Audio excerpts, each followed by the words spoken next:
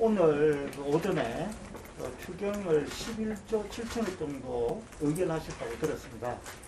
이 가운데 대구 경북에 돌아올 예산은 얼마나 되며 특히 우리 코로나 사태와 관련해서 더 지원될 부분이 있으신지 말씀해 주십시오.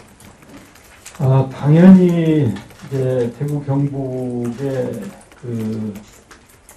지원될 예산도 있고 또 다른 지역보다 대구 경북을 우선적으로 배려를 해서 추경 예산을 만들었습니다만은 이제 예산이 전국적으로 이렇게 예산이 만들어져 있기 때문에 기재부 예산실에서는 좀 작업을 하면 지역별로 세분이 될 수 있겠습니다만은 저는 그런 정보를 가지고 있지 않습니다.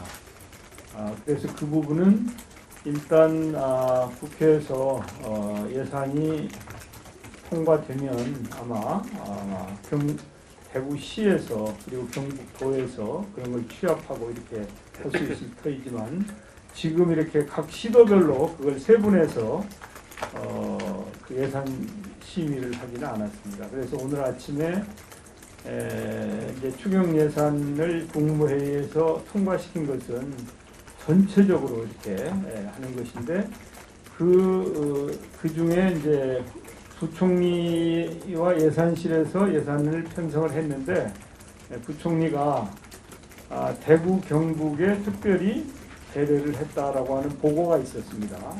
그런데 구체적으로 그게 돈이 얼마냐 하는 것을 손에 쥐는 정보는 제가 가지고 있지 않습니다.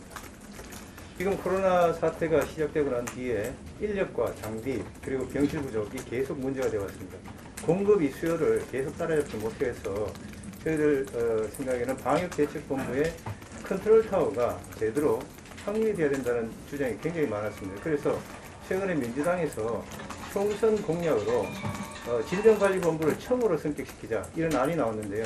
지금 정부에서는 컨트롤 타워를 어떤 형식으로 해야 되는 게 좀 바람직한지, 질병관리본부를 처음으로 하는 게 이게 적합한 안인지 그런 부분에서 말씀해 주십시오.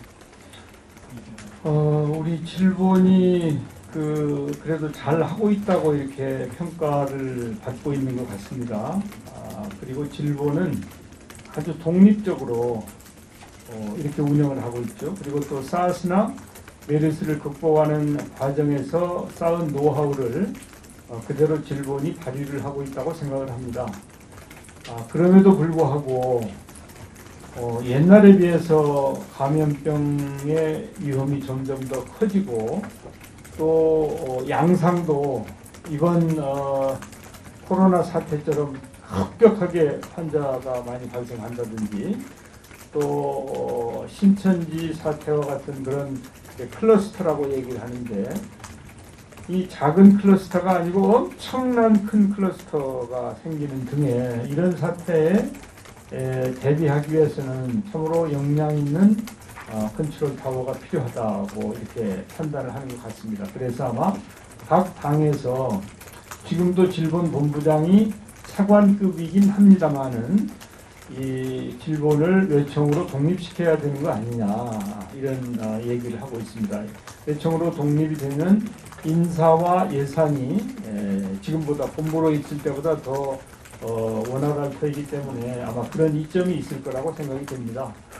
그래서 이제 우리 국민들께서는 지금 코로나19에 대해 대응하는 상황에 대해서 걱정이 크시지만 또 국제적으로는 그래도 한국의 질본이 잘 하고 있다 이런 평가도 받고 있습니다만은 그게 잘하는 것이든 못하는 것이든 간에 아무튼 세계 인류 수준의 방역 기구 컨트롤 타워를 갖추는 것이 필요하다고 보기 때문에 그런 점에 있어서 질본의 위치를 격상한다든지 또 독립기구화한다든지 그런 것은 바람직한 현상이다 저는 그렇게 보고 있습니다. 그래서 덧붙여서 총리께서 2월 25일 날 때 모셨습니다. 예. 그때 대구의 그 확진자 수가 499명이었습니다. 그러니까 대구시에서 그때 병상을 1,000개 요구를 했습니다. 요청했습니다. 이틀 후에 27일 확진자가 1,000명 넘었고 29일 날 2,000명 넘었습니다. 3월 2일 날 그러니까 어제 그저께 3,000명이 넘었습니다. 이때 여기 사망자가 16명이었고 그 병상날이 굉장히 과정되고 자가 대기자가 엄청나게 많은데 3월 2일 날 이때서 3,000명 넘었을 때 그 정부 대응 지침이 변화가 생겨서 생활치료시설이 처음으로 지정됐습니다. 대응이 너무 늦지 않았습니까? 그 와중에 또 많은 자가 대기자들이 사망됐습니다.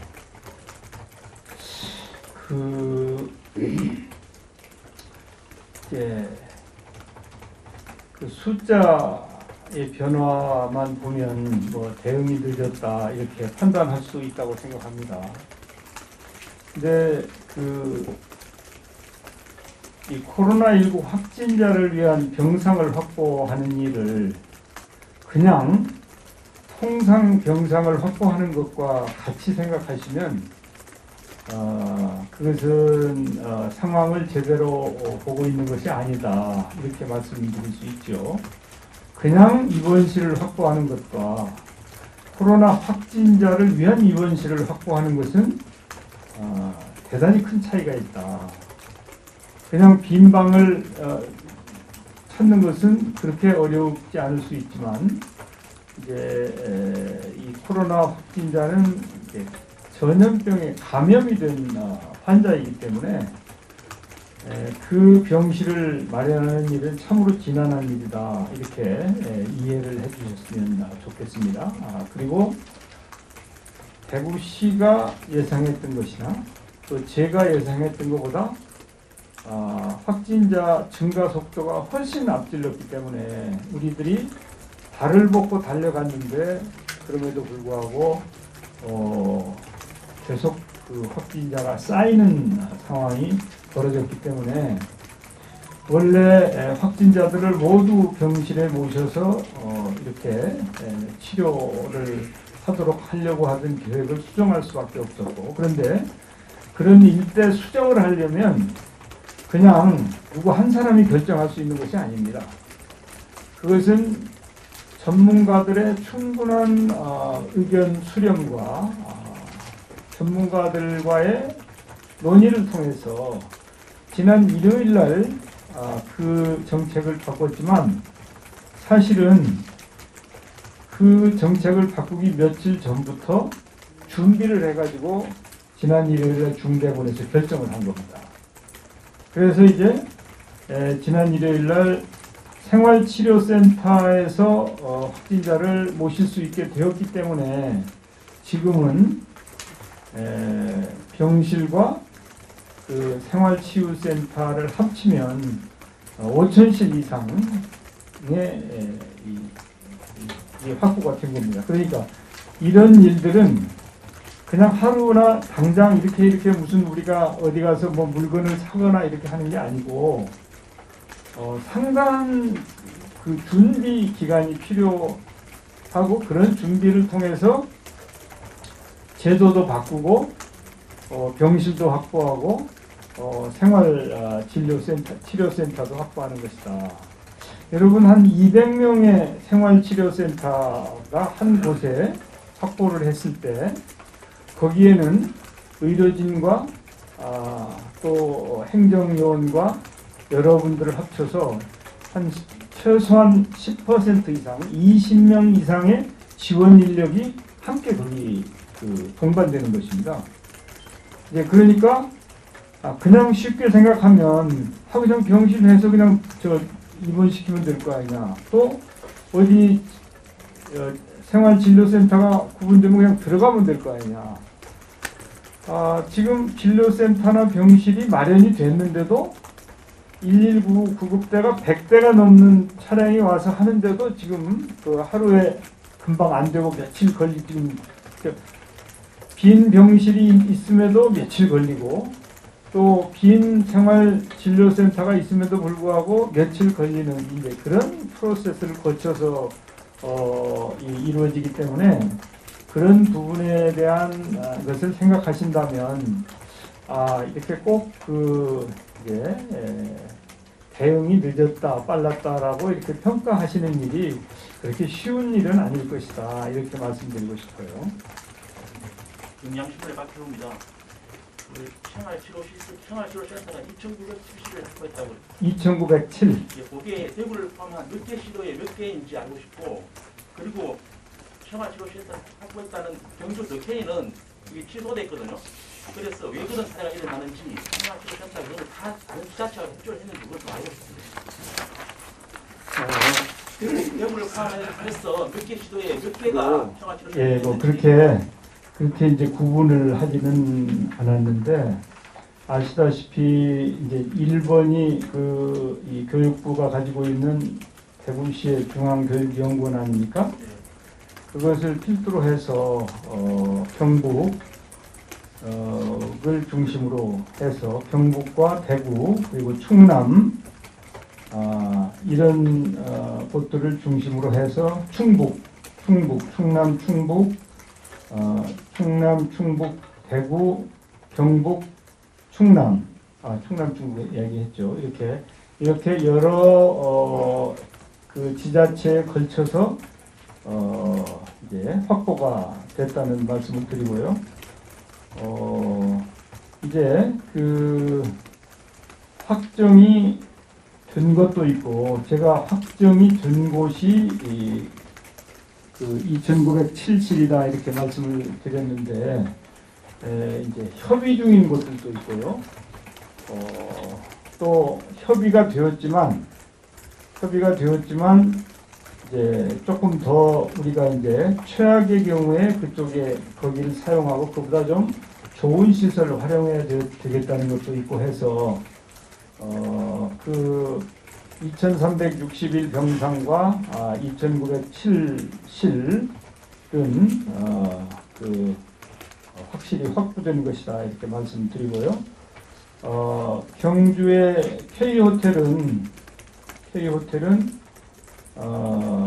이제 그 호텔 측과는 이야기가 되었는데 아직 시설이 완비되지 않았기 때문에 그것은 협의 중인 것으로 이렇게 분류가 되어 있습니다.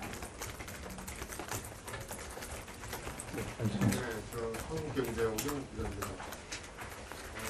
기자분들이 좀 날카로운 질문 많이 하실 것 같아서 일단 저는 그 청년님께서 25일부터 오셔가지고 지금까지 대구에 있어 주신 데 대해서는 대구 시민 항상 감사를 드립니다. 아웃 오브 사이트, 아웃 오브 마인드라고 여기 다녀가시지만 대구에 안 계시면 대구의 아픔과 슬픔을 함께하기 어렵다고 생각을 합니다. 그 점에서는 총리님 보시고 나서 대구시의 반응도 그 정부나 대책을 요구하면 18일부터 25일까지는 전혀 움직이지를 않았다고 그래요.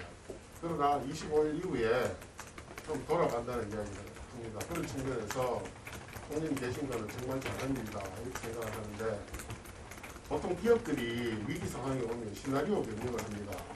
플랜 A도 있고 플랜 B도 짜고 그래서 대구시가 18일부터 25일까지 어떤 그런 시나리오별로 환자 수가 300명, 500명, 700명, 1000명, 1300명 이상으로 갈 거에 대비해서 여러 가지 대안을 요청을 했는데 그 부분들이 초기에 작동을 하지 않았다. 이런 얘기를 하고 실제 그런 결과들이 발생하고 그 국가가 아픈 사람이 있는데 병원을 못 간다는 것은 그거는 국민들이 국가를 신뢰할 수 없는 부분입니다. 그것이 발생한 부분에 대해서는 그 일요일날 전문가들 몇 분이 내려와서 이 경증, 궁증 이 분리하는 정책의 변화를 이야기하셨는데 그 전에 보건복지부나 정부에서 분명히 그거는 사과를 하고 저는 넘어가야 된다고 보거든요. 그래서 사과도 중요하지만 앞으로 이런 일이 또 생길 수 있기 때문에 질본이나 정부가 그런 시나리오별로 미리 대응을 못한 거는 정부가 지금 핑계를 댈 게 아니라 그 부분 잘못을 좀 인정해야 되는 거 아닌가 저는 이렇게 생각을 합니다. 견해가 어떠신가요? 아시다시피 코로나19는 신종 전염병입니다. 그러니까 콜레라나 장티푸스가 아니고 이것은 지구촌에서 아직 백신도 개발하지 못하고 또 이 병이 실체가 무엇인지에 대해서 정확한 그림이 나오지 않은 그런 전염병입니다. 그럼에도 불구하고 기대하시는 것처럼 미리 다 예비하고 잘 했으면 최선이겠습니다만은 그런 만큼 한계가 있을 수밖에 없지 않겠는가 하는 것이 상식이라고 생각을 합니다. 그리고 이제 제가 처음에도 말씀을 드렸지만요. 이 병실이 빈 병실이 없어서 확진자들이 입원을 못한 게 아니지 않습니까? 이 새로운 신종 전염병에 맞는 병실이 없어서 입원을 못한 거 아닙니까?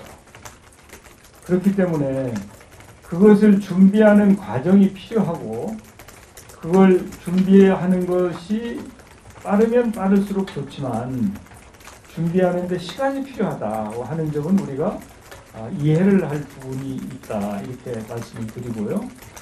이제 제가 보기에는 그렇습니다. 이 코로나19를 대응함에 있어서 정부나 지자체나 의료계나 이렇게 이 세 축이라고 보는데 뭐 누구는 더 좀 잘 대처하고 그렇지 못하고 할 수 있겠지요. 그런 부분은 이제 이 코로나19를 우리가 극복하고 나서 하나하나 복귀하면서 제대로 평가하고 또 앞으로는 어떻게 더 잘할 것인가를 고민할 필요가 있다 이렇게 생각합니다. 그래서 지금은 그걸 평가하기에는 좀 너무 이르다. 그리고 우리가 그걸 평가하고 있을 시간도 없다. 지금은 코로나19를 극복하기 위해서 잘 대처하고 준비하는 것이 지금은 꼭 우리가 해야 될 일이라 저는 그렇게 생각합니다.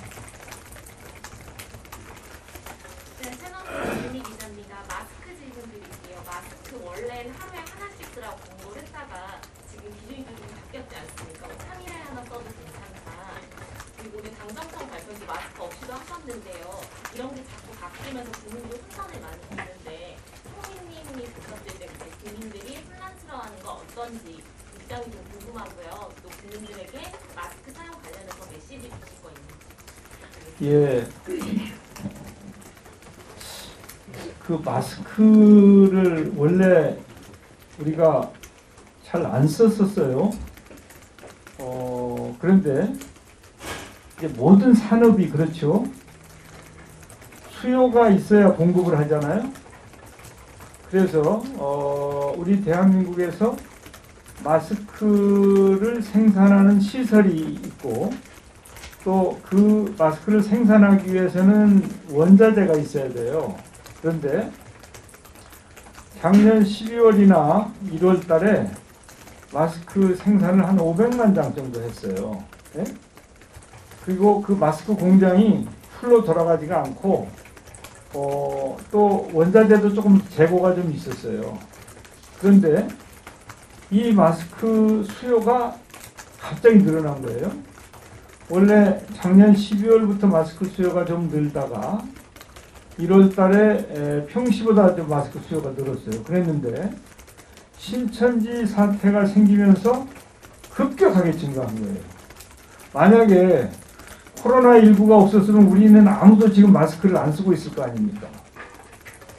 그래서 평소에 마스크 공장들이 오늘과 같은 상황을 대비해서 생산 여력을 가지고 있지 않은 거예요. 그러니까 근본적인 문제는 마스크는 수요와 공급이 매치하지 않는 거예요. 그러니까 상당한 정도의 수요 초과 현상이 벌어지고 있는 것이거든요. 문제는 거기에서 발생하는 겁니다. 그래서 이제 정부에서는 수요가 급격하게 늘었으니 어떻게든지 공급을 늘려보자 하는 노력을 열심히 했죠. 그래가지고 500만 장이던 그 능력이 1000만 장으로 늘었어요. 1000만 장으로 늘어서 괜찮을까 했는데 1000만 장 가지고도 안 되는 거예요. 왜냐하면 우리가 5천만 명 아닙니까? 그 중에 한 1,500만 명이나 2천만 명이 마스크를 하루에 한 장씩 사고 싶어 한다면 그러면 뭐 태부족 아닙니까? 이 수요와 공급이라고 하는 것은 약간의 편차만 있어도, 그러니까 약간의 수요, 초과 수요만 있어도 그게 시장에서는 굉장히 힘들게 반응하는 거거든요. 그래가지고 다들 비축하고 싶어 하는 것이죠, 또. 그래서 근본적인 문제는 수요와 공급의 불균형 때문에 초래된 것인데, 그럼에도 불구하고 정부는 그 문제를 해결해야 될 책임이 있어요. 이유가 있지만 이유는 차치하고 결과로 보여줘야 되는 게 정부죠. 그런 차원에서 저나 장관이나 심지어는 대통령께서도 유감 표시를 하신 거 아니에요. 네? 국민의 수요에 부응하지 못했기 때문에. 그래서 이제 과거에는 수출도 많이 하고 그랬었는데 수출도 금지하고, 또 원래는 우리나라는 시장 경제를 하는 나라 아닙니까? 그런데 그걸 정부에서 인수를 해서 공적 유통망을 통해서 50%는 유통하는 고시를 지난주 화요일 날 제가 국무회의에서 통과시켜서 그걸 목요일부터 시행을 했는데, 이제 그것도 이제 잘 작동하지 않아서 이런 상태에서는 이제 두 가지 대책이 필요하겠다. 첫째는 정부가 개입을 좀 더 할 수밖에 없다. 그래서 정부가 개입을 해서 꼭 필요한 사람한테 우선적으로 공급한다. 예를 들어서 의료진은 100% 다 공급을 해야 돼. 아무리 모자라도 의료진한테는 100% 공급을 해야 됩니다.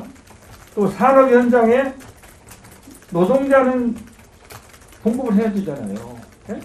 그래서 우선적으로 해야 될 때, 또 취약계층 이런 데는 하면서 공적인 개입이 필요하다. 그래서 그것을 지난번에도 이미 지난주에 했는데 그거 가지고 안 되니까 좀 더 공적인 개입을 심화해야 되겠다. 그러면서 어떻게 이걸 형평성 있게 할 거냐.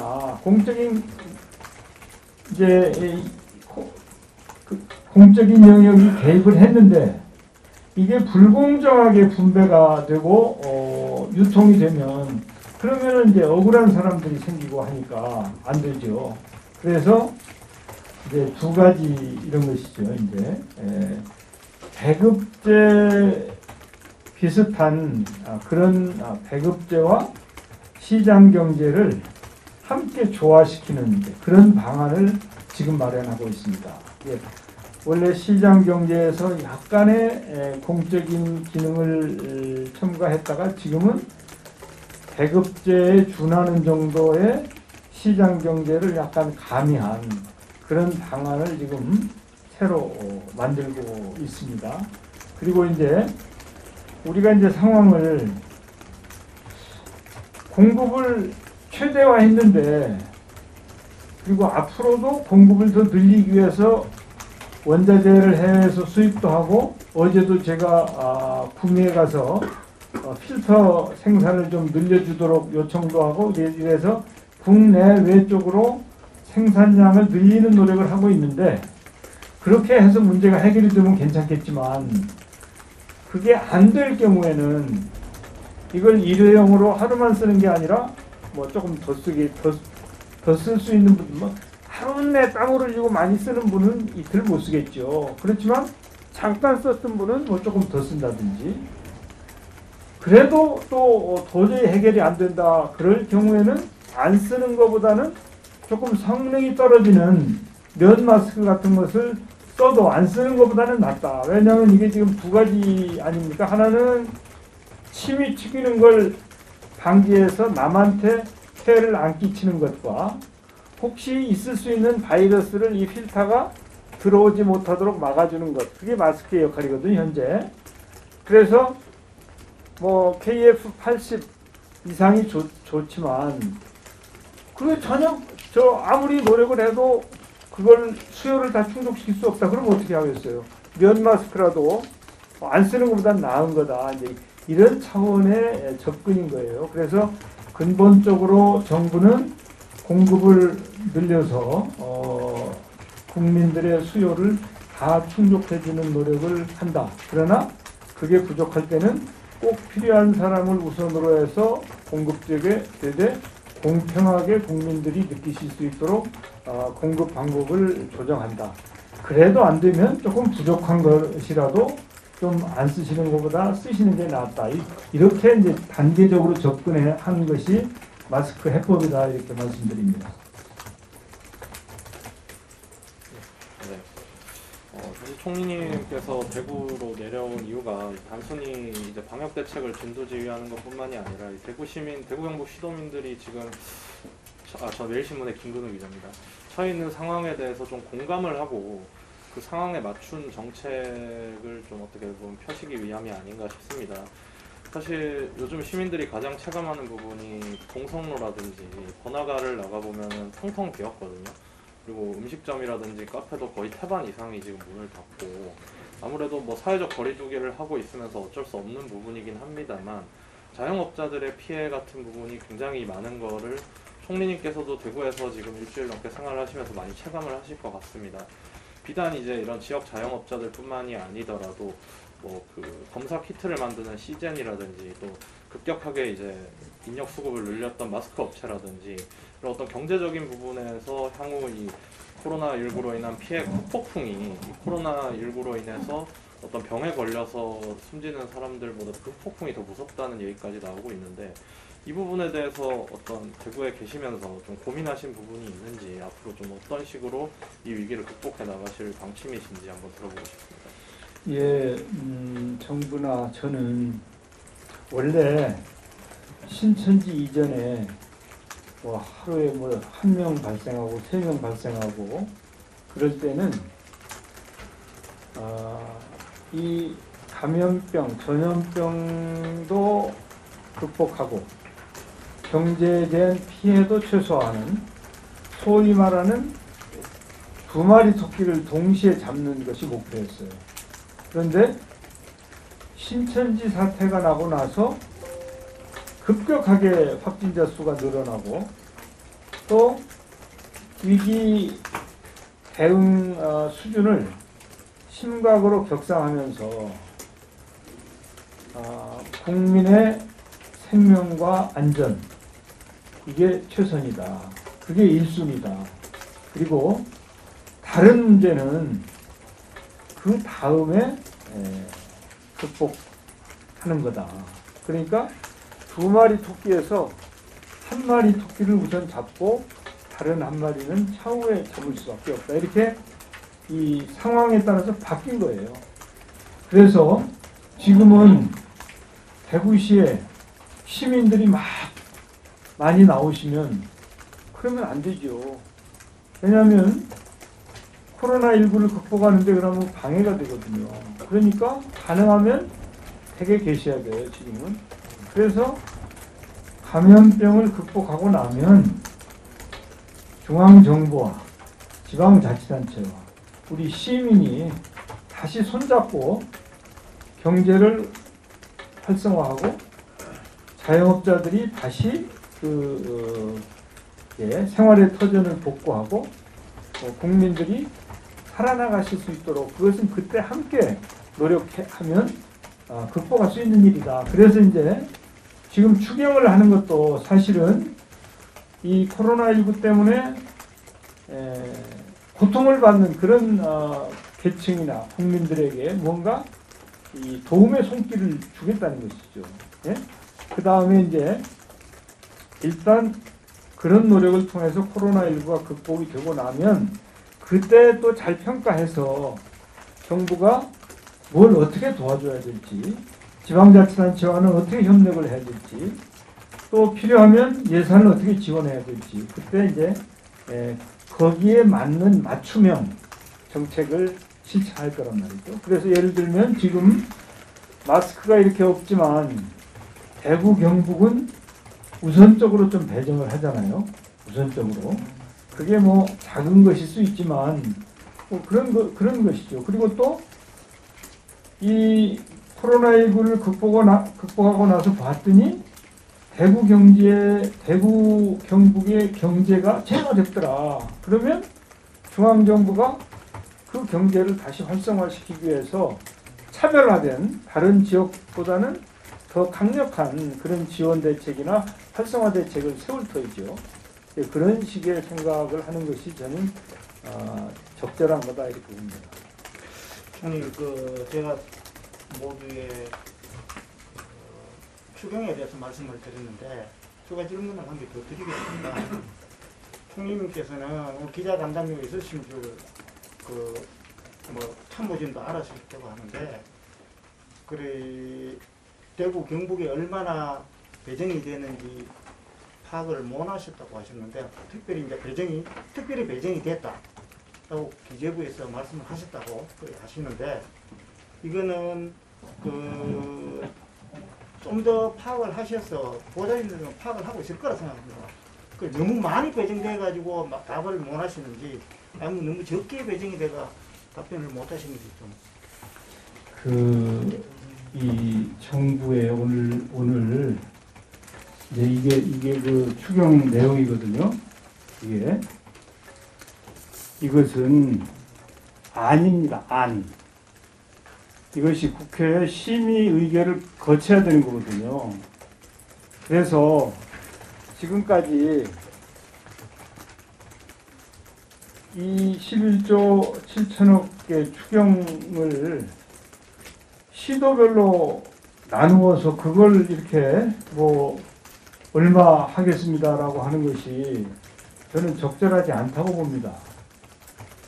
이게 통과가 되고 나서 그리고 또 심의하는 과정에서 이제 그 예결위원들이 대구 경북에서도 예결위원들이 나오죠. 국회에서 심의를 하면서 이제 그걸 나눠 보기도 하고 이러는 것이지 지금 이게 무슨 경영 지원 자금이다, 소상공인 경영 부담 경감 이런 것들이 지금은 정확하게 나눠지지가 않아요. 그런데 통계를 정확하지 않은 통계를 제시하는 것은 아주 지혜롭지 못한 거예요. 나중에 조금만 틀려도 그거 가지고 이걸 통계라고 내놓냐 일국의 총리가 그러니까 그런 거 안 내놓는 게 옳은 것이죠. 예, 그래서 글쎄 무슨 취지로 그런 질문을 하시는지는 잘 모르겠습니다만은 저는 지금 그건 어느 누구도 정확하게 대구시에 관계되는 예산이 요거다 라고 가지고 있는 사람은 예산실의 직원도 그건 가지고 있지 않습니다. 그렇기 때문에 지금 그것을 저는 확인하려고 하시는 것은 조금 기다리시면 지금 우리가 이걸 17일 날까지 통과시킬 목표거든요. 3월 17일까지. 그러면 통과가 되고 나서 그러면 이제 그때쯤 되면 대구시청이 분석이 가능합니다. 그때 대구시청에서 왜 대구가 이렇게 어려운데 왜 대구는 이렇게 배려가 작냐 크냐 하고 말씀을 하실 수는 있지만 지금은 이제 적절한 시점이 아닌 것 같습니다. 시간관계상 마지막 질문으로 하겠습니다. MBC 권윤수 기자입니다. 지금 의료 현장에서는 방호복이나 마스크 같은 의료용품이 좀 부족하다고 합니다. 그래서 오늘 오전에 대구시 브리핑에서 일부 기자들이 그런 질의를 했었는데 대구시에서는 중앙정부와 협의해 보겠습니다 하고 속전한 답을 주지는 못하고 있더라고요. 혹시 의료용품 부족 현상에 대해서 인지를 하고 계신지, 인지하고 계시다면 대책은 어떻게 세우고 계신지 궁금합니다. 예, 이제 몇 가지가 있죠. 레벨 D를 필요한 용품, 이제 지금까지 비축했던 용품을 많이 활용을 했으니까 재고가 상당히 줄어들었죠. 거기에 맞추어서 정부는 다른 것은 몰라도 의료 인력을 위한 이 필요한 장비가 쇼티지가 생기면 그러면은 그 환자들 돌볼 수가 없잖아요. 그래서 제가 마스크 대책을 세울 때도 의료용은 100%를 보장해라. 응? 그래서 저는 이제 의료용 마스크가 있는데 혹시 제때 배달이 안 돼서 문제가 생길 수는 있지만, 예를 들어서 마스크 같은 것은 100% 하는 것이고요.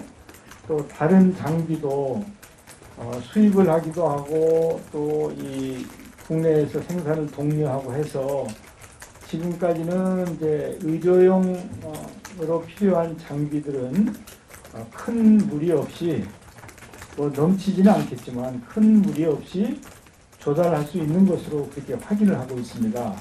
그래서 당연히 이제 이런 그 코로나19 같은 전염병과 싸우고 있을 때는 1차적으로 의료용 장비의 수요와 공급 이런 부분은 질본이나 복지부에서 잘 챙기고 있어서 그 부분은 차질이 없도록 하겠다고 하는 말씀을 드립니다. 예, 마지막 질문으로 하겠습니다. 총리님께서 일주일가량 매일 500명이 넘는 확진자가 나오고 있지만 앞으로 이 3일 내에 조금 변화가 있지 않을까 기대한다 이렇게 말씀하셨는데 어떤 말씀이신지 설명 부탁드립니다. 예, 제가 뭐 점을 친 건 아니고 기대한다고 말씀드린 거거든요. 지금 대구의 경우를 보면 지금까지 오늘 405명이 발생했잖아요. 400명 이상 발생한 날이 6일입니다. 지금까지 400명 이상. 그리고 오늘 현재 4,005명의 확진자가 있는 상태예요. 그런데 9일과 16일 두 번 신천지 예배가 있었잖아요. 거기에 관련된 유증상 환자들은 전원 지금 다 끝났습니다. 그분들이 가장 고위험군이라고 보고 있는 것이거든요. 그래서 그냥 상식적으로 고위험군의 진단이 끝났으니까 아마도 이 어느 정도 그 확진자 수가 좀 줄어들 수도 있지 않겠냐 하는 기대 섞인 그런 기대인 것이죠. 그렇다고 뭐 보장하는 건 아니고. 그러니까 너 왜 줄어들 거라고 그러더니 안 줄어드냐고 말씀하시면 그때는 저는 할 말이 없죠. 기대도 못합니까? 이렇게 얘기를 못해요. 그런 기대를 하고 있는 거예요. 그런데 그 기대가 막연한 기대가 아니고 합리적인 그 추론에 의한 기대를 하고 있는 것입니다. 그런 희망이 섞인 그런 기대다 이렇게 받아들이시면 되겠습니다. 저희 예정된 시간이 벌써 5분이 지났습니다. 그래서 간단하게 총리 이번에 그 자영업자 뭐 생계 지원이 시간의 텀이 있는데 사실 일용직 노동자들이나 하루 벌어 먹고 사는 사람들은 이 시간이 길어지면 지원을 해도 안 되는 데드라인이 있지 않습니까? 이번 특경에 그게 포함이 되어 있는지요? 글쎄요, 제가 주문은 했었는데 예.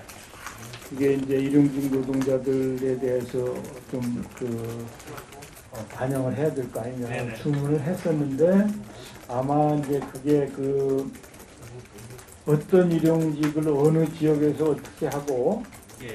그런 부분이 좀 이 불확실해서 제대로 반영은 안 된 것으로 이렇게 알고 있는데 다시 한번 확인해 봐야 되겠습니다.